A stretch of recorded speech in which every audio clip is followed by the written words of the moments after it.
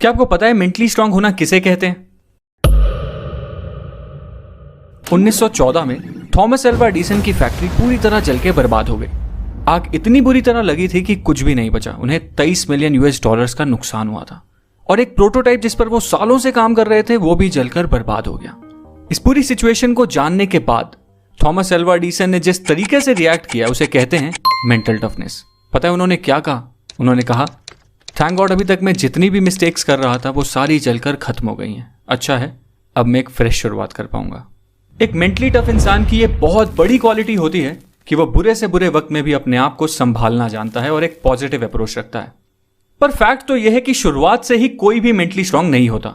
जैसे अच्छी डाइट और रेगुलर एक्सरसाइज आपको फिजिकली स्ट्रांग बना देती है, वैसे ही कुछ हैबिट्स होती हैं जो एक मेंटली वीक इंसान को भी मेंटली स्ट्रांग बना देती हैं। और आज इस वीडियो में हम मेंटली स्ट्रांग लोगों की कुछ हैबिट्स के बारे में बात करने वाले हैं। So let's start. पहली हैबिट है एम्ब्रेसिंग चेंज। ईगल इकलौता ऐसा पक्षी होता है जो 70 साल की उम्र तक जिंदा रह सकता है। पर इस उम्र तक जिंदा रहने के लिए हर ईगल को एक बहुत मुश्किल डिसीजन लेना पड़ता है, क्योंकि 40 साल तक जिंदा रहने के बाद एक ईगल के पंजे इस लायक नहीं रहते कि वो उन पंजों से कोई शिकार आसानी से कर पाए। उसके पंजे कमजोर हो जाते हैं और इतने लचीले भी नहीं रहते। और तो और उसकी तीखी और लंबी चोंच भी काफी मुड़ जाती है और उसके पंख इतने मोटे हो जाते हैं कि उड़ान भरना भी मुश्किल हो जाता है। और 40 साल की उम्र में यही वो टाइम होता है जब एक ईगल के पास सिर्फ 2 ही ऑप्शंस होते हैं। पहला, या तो वो इसी तरह मर जाए, दूसरा कि वो एक बहुत ही पेनफुल से चेंज के प्रोसेस को एक्सेप्ट कर ले। एक ईगल की जिंदगी में यह प्रोसेस 150 दिन का होता है और इस प्रोसेस के लिए उस ईगल को किसी पहाड़ की चोटी पर जाकर बैठ जाना होता है और वहां उसे अपनी चोंच को तब तक किसी पत्थर पे मारते रहना होता है जब तक उसकी चोंच निकलकर नीचे ना गिर जाए। और चोंच के अलग हो जाने के बाद एक ईगल फिर नई चोंच के उगने का इंतजार करती है। जब नई चोंच उग जाती है तो उस तीखी और मजबूत चोंच से फिर वो अपने पंजे उखाड़ देती है और फिर से नए पंजों के उगने का इंतजार करती है। जब उसके नुकीले से नए पंजे वापस आ जाते हैं तो फिर वो उन पंजों से अपने पुराने से मोटे पंख भी नोच लेती है ताकि नए और हल्के पंख उग पाए।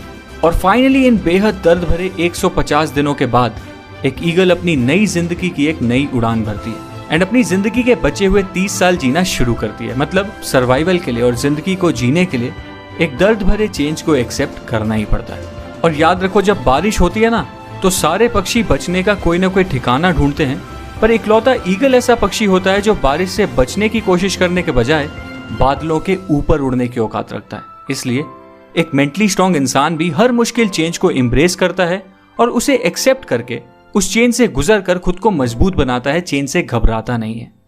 दूसरी हैबिट है एस्टैब्लिशिंग बाउंड्रीज। याद करो लास्ट टाइम ऐसा कब हुआ था जब आपको कोई ऐसा काम करना पड़ा हो जिसकी वजह से आपका पूरा शेड्यूल, आपका पूरा प्लान बर्बाद हो गया और बाद में आपको रिग्रेट हुआ कि काश तब आप उस काम को मना कर देते तो शायद आप अपने बाकी के इंपॉर्टेंट काम अच्छी तरह कंप्लीट कर पाते।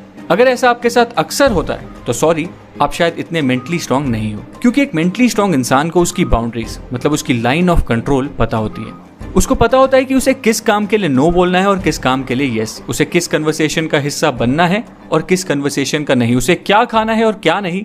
एक मेंटली स्ट्रांग इंसान को यह सब बहुत अच्छी तरह पता होता है। मतलब एक मेंटली स्ट्रांग इंसान बहुत ज्यादा सेलेक्टिव होता है। अब तीसरी हैबिट है द पावर ऑफ सैक्रिफाइस।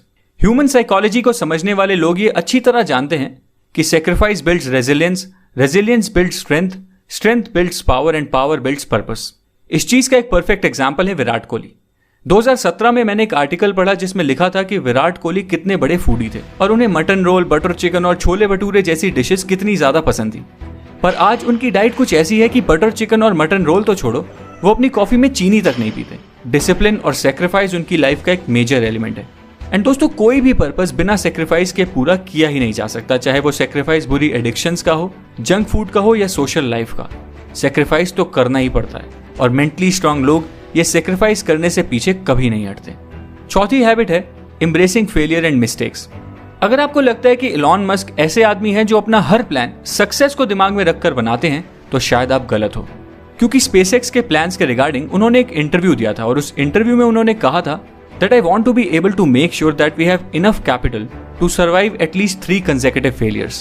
और अगर आप इसे ध्यान से समझो तो इनका ये थॉट प्रोसेस क्लियरली एक्सप्लेन करता है कि मेंटली स्ट्रांग होने का मतलब सिर्फ ये नहीं है कि आप सक्सेस की तैयारी करते रहो, बल्कि मेंटली स्ट्रांग होने का मतलब तो यह है कि आप फेलियर्स के लिए भी उतने ही ओपन और रेडी रहो। अब 5वीं हैबिट है सेल्फ लव। एक बार मुझे ऑफिस में एक लड़का दिखा जो फिजिकली बहुत अट्रैक्टिव था और उसके फेस पे एक अलग सा ही ग्लो था। मुझे लगा शायद ये कोई न्यू ज्वाइनर होगा जिसने हाल ही में कॉलेज कंप्लीट किया है और अपनी कॉर्पोरेट लाइफ शुरू की है। फिर एज यूजुअल मेरा दिन शुरू हुआ और शेड्यूल के अकॉर्डिंग मुझे एक मीटिंग में जाना था। उस मीटिंग में पहले से ही वो लड़का बैठा हुआ था और जब मैंने उसे मीटिंग रूम में दोबारा देखा तो मैं थोड़ा कंफ्यूज हो गया।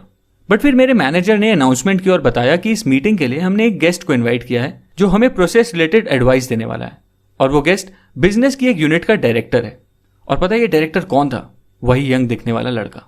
एंड उसके बाद जब मेरी उस डायरेक्टर से बात हुई तो उसने बताया कि वो बिजनेस की एक बहुत ही क्रिटिकल यूनिट हैंडल कर रहा है और उसका शेड्यूल फुल पैक्ड रहता है, पर वो जब तक अपने दिन की शुरुआत में सबसे पहले अपनी फिजिकल हेल्थ और मेंटल हेल्थ पर काम नहीं कर लेता, वो अपने दिन के बाकी काम भी शुरू ही नहीं करता।